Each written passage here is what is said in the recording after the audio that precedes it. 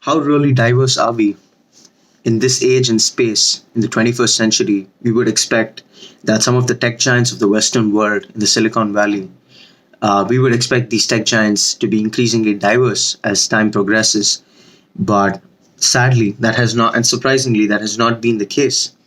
And in the case of Facebook, their annual diversity ratings showed that the diversity rates amongst female employees had only increased from 36.3 to 36.9% in 2019. And amongst Black and Hispanic workers, their and Black and Hispanic workers, their employment went up only by 8.4 to 9%. So the increases have been very modest. And following this, Facebook had released a statement saying they were very disappointed with these results, and they've set very high goals for the future.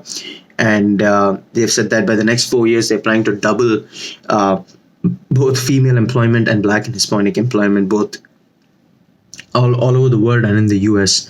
And the chief of diversity at Facebook believes that this is not an easy goal and that it's going to be challenging for Facebook, and it's most probably that they will fail, but they're still going to do it anyway. And why does this happen? Why is there a lack of diversity? It's because human beings naturally have naturally stereotype, both consciously and unconsciously. We categorize based on experiences, and this makes us form our prejudices and biases, and we're also aversive towards accepting change, and we take time to accept change. And apart from that, Facebook story having low diversity speaks for a larger systemic issues within the Silicon Valley, and the Silicon Valley has always had a low culture of diversity. For example, fewer than 3% of tech workers in Silicon Valley identify as Black. So how do we deal with this? Firstly, as Facebook needs to understand the worth of worth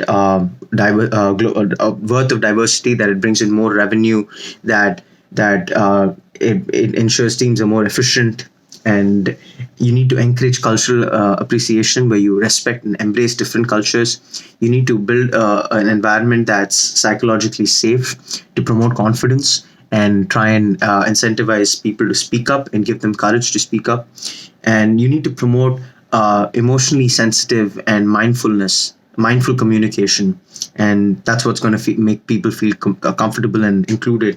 And leading diversity would start with the hiring process, but it is also important to continue with it through management as well. And this can happen through manager coaching, awareness programs, training on bias and inclusion.